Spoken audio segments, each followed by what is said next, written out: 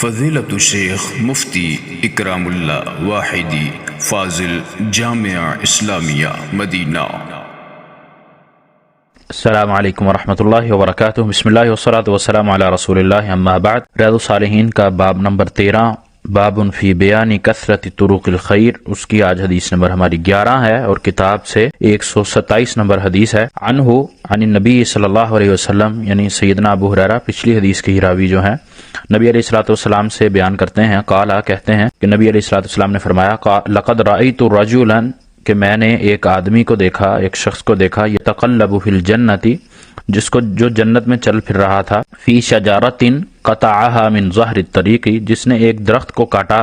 جو راستے میں تھا، کانت تؤذی المسلمین، اور اس سے مسلمانوں کو تکلیف ہوتی تھی، مسلمانوں کو راستے گزرنے سے مشکل ہوتی تھی۔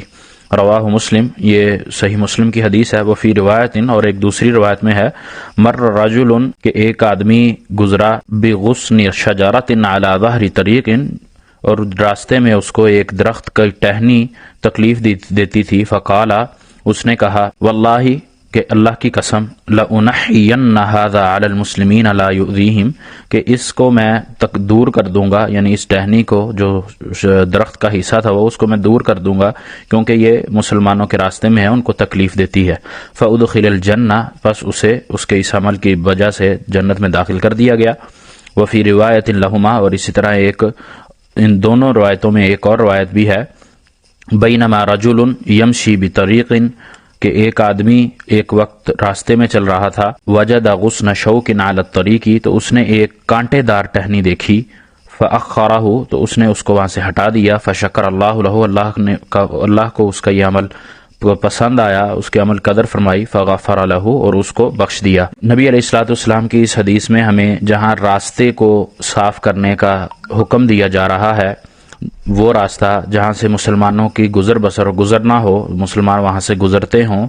اور اس راستے میں کوئی درخت یا کوئی کانٹا یا کوئی پتھر یا کوئی ایسی چیز جس کی وجہ سے کسی کا نقصان ہونے کا خدشہ ہو، کسی کا ایسا معاملہ ہو کہ وہ وہاں سے گزرے تو اس کو کوئی چیز ایذا دے دے، کوئی نقصان پہنچ جائے، اس چیز کو ہٹا دینا بھی نیکی کا عمل ہے۔ اور اسی طرح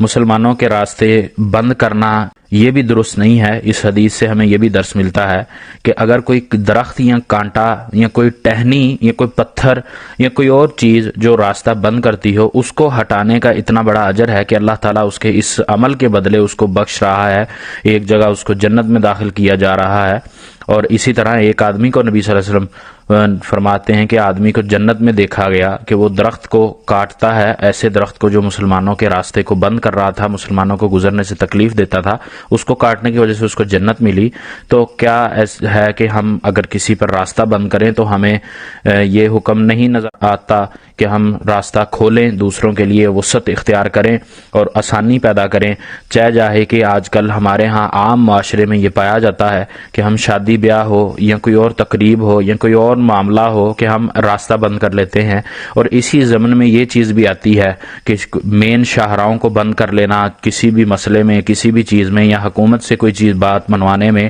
یا احتجاج کی صورت میں راستے کو بند کر دینا جس میں بیمار، مریض، بچے اور دیگر کئی ایسے مسائل پیدا ہوتے ہیں۔ اور اسی طرح حکومتی نمائندوں کو بھی یہ چاہیے کہ وہ راستے نہ بند کریں اپنے گزرنے کے لیے، جب وہ گزرتے ہیں اس وقت وہ راستے بند کرتے ہیں، تو اس وقت بھی یہی کیفیت ہوتی ہے۔ تو مسلمانوں پر راستے بند نہیں کرنے چاہیے، وہ چاہے عوام ہو، چاہے حکومت ہو، جو بھی ہو، مسلمانوں پر راستے نہیں بند کرنے چاہیے۔ یہ اللہ تعالیٰ کی ناراضگی کا سبب بنتا ہے، کیونکہ ہم نے پچھلی حدیث میں پڑھا تھا کہ اللہ نے جس عمل پر گناہ یا نیکی رکھی ہے تو اس کے بدلے میں بھی، اس کے اگینسٹ جو ہوگا، اپوزٹ جو ہوگا، تو اس کا بھی عمل ہوگا، اس پر بھی اس کو وہی جزا یا سزا ملے گی۔ اگر اس کو راستہ کھولنے کا ثواب مل رہا ہے تو راستہ بند کرنے کا گناہ بھی ہے۔ صرف یہ نہیں کہ وہ راستہ کھول دیا تو اس نے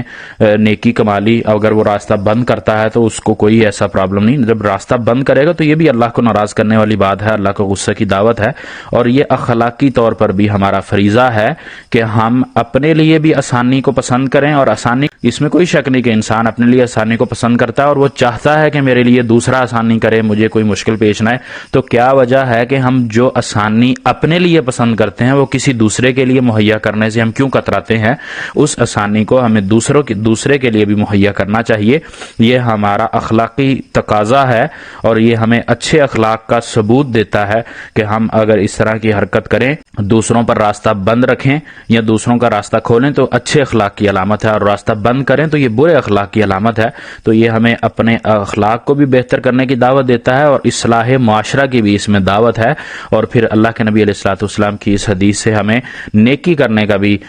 طریقہ بتلایا جا رہا ہے کہ یہ بھی نیکی ہے، درخت کو ہٹانا یا ٹہنی کو ہٹا دینا۔ تو یہ اللہ تعالی ہمارے لیے